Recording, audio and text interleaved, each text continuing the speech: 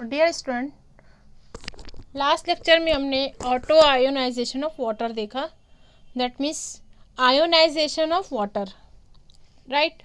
उसमें हमने ionic product देखा वाटर का। आयोनिक प्रोडक्ट ऑफ वाटर, जैसा कि pure water weak electrolyte consider किया जाता है, तो यहाँ पर वाटर मॉलिक्यूल जो है उसमें H+ ion and OH- ion जब डिसोसिएट होते हैं तो वापस से वो अनडिसोसिएटेड जो होता है एट इक्विलिब्रियम वो इक्वल हो जाता है। That means H+ ion concentration is equal to OH- ion concentration is equal to the value of Kw। आप उसको निकाले थे, दैट इज ए 10⁻⁻14। ठीक है, ये हम कैलकुलेट कर चुके हैं। Ionic product of water Kw की वैल्यू कितनी आती है, 10⁻14। ठीक है, अगला टॉपिक है हमारा pH स्केल। ठीक है, व्हाट इज pH? यहाँ पर P का मीनिंग आता है, the word P is for a German word potence. P stand for P is it means potence. और H जो लिया जाता है that is a measurement in A power, measurement the power of ion concentration. ठीक है, तो यहाँ पर सबसे पहले जो है 1909 में सोरेनसेन नामी ने प्रपोज किया कि pH स्केल क्या होती है। ठीक है, pH स्केल, इसके बारे में हम स्टडी करेंगे। यहाँ पर ये रिपोर्ट करता है pH कंसेप्ट क्या है। pH concept is nothing but to report a such small concentration of H+ ion. ठीक है, इसका उसने कॉन्सेंट्रेशन फॉर्म में लिया, उसी को pH स्केल कहा जाता है। तो इसकी डेफिनेशन क्या है, what is a definition of pH? It is nothing but the pH of any solution. ठीक है, हम pH किसी सोल्यूशन का मालूम करते हैं। pH का मतलब होता है, हम उसको देखते हैं कि वो जब पानी में हल हो गया है तो वो एसिडिक है, बेसिक है या फिर न्यूट्रल है। तो उसको एक पर्टिकुलर उसकी यूनिट दे दी गई है कि इतने लेवल तक एसिडिक माना जाएगा pH में, 1 to 7 कहा जाता है, उसको एसिडिक कहा जाता है। और 7 के बाद जो भी आएंगे वो बेसिक कहलाएंगे, और जो 7 रखते हैं, एग्जैक्टली 7 pH रखते हैं, उनको न्यूट्रल सोल्यूशन कहा जाएगा।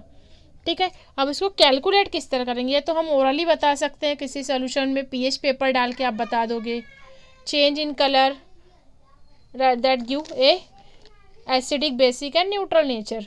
ठीक है, बट उसको कैलकुलेट किस तरह करोगे, तो उसके लिए उसने ऐसा बताया, how to calculate the pH। It is nothing but the negative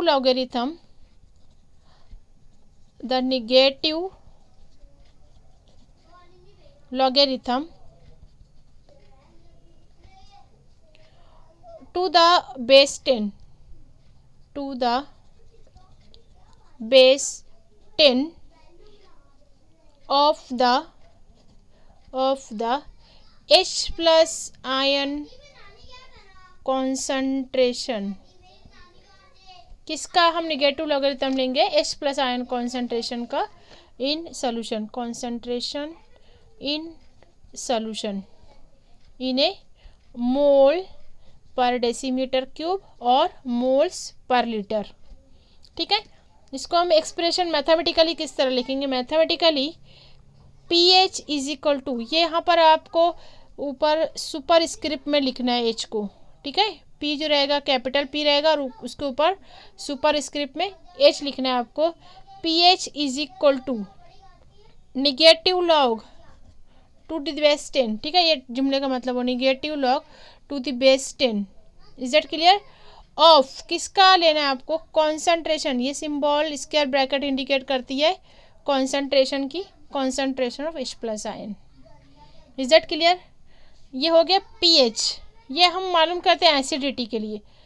अब अगर pOH मालूम करना है, pOH ऑफ सोल्यूशन, तो इसको सिमिलरली इसी तरह लिया जाता है, -log to the base 10 concentration of OH- ion. ठीक है, this is called a pH mathematically pH calculation. Is that clear? अगला पॉइंट है, हम इसमें रिलेशन देखेंगे। What is the relationship between pH and pOH. ठीक है, पीएच और पीओएच में क्या रिलेशन है, ये हम आयोनाइजेशन ऑफ वाटर से मालूम करेंगे। जैसा कि आप सभी जानते हो, ionic product of water is, last equation में हम निकाल लेते हैं आयोनिक प्रोडक्ट। इसमें क्या लेते हैं हम, H प्लस आयन कॉन्सेंट्रेशन, ये हम लेते हैं वाटर के साथ, क्योंकि H plus ion highly unstable, छोटा सा मॉलिक्यूल, छोटा सा एटम होता है, उसमें भी अगर इलेक्ट्रॉन निकाल देते हो तो उसका सिर्फ न्यूक्लियस बचता है, H प्लस प्रोटॉन भी इसको कहा जाता है। तो ये वाटर से मिलकर H3O बनाता है, that is called hydronium ion, plus और into OH minus ion concentration. ठीक है, ये हमको आयोनिक प्रोडक्ट देता है, that is called KW। Is that clear? KW is nothing but the ionic product और dissociation constant for a water. अब इसकी वैल्यू हमने कैलकुलेट की थी, दैट इज 1 × 10⁻⁻14 मोल पर लीटर, ठीक, एट 290 केल्विन, नियर अबाउट ये 25 डिग्री सेल्सियस होता है। ठीक है, 298 केल्विन। अगर हम इसकी जगह जो पीएच पीओएच हम लेते हैं उसकी जगह हम इसको अगर H3 आयन कॉन्सेंट्रेशन रख देते हैं लॉग के फॉर्म में, ठीक है, KW is what, KW is nothing but the 1 × 10⁻⁻14। ठीक, तो यहाँ पर हमको लेना है taking logarithm both side, logarithm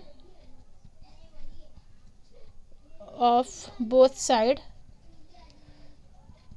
side we get, क्या होगा अगर इसे हम KW, दैट इज KW। ठीक है, पहले तो हम यहाँ पे इसकी वैल्यू लिख लेते हैं। H3O positive concentration is equal to OH minus ion concentration, that equal to 1 × 10⁻⁻14। ठीक है, इज दैट क्लियर? अब हमको जब KW ये दोनों बराबर है तो हमने इनको बराबर कर दिया। अब यहाँ पर हम इसका लॉग लेंगे, negative log, simply log to the base 10 of H3O concentration.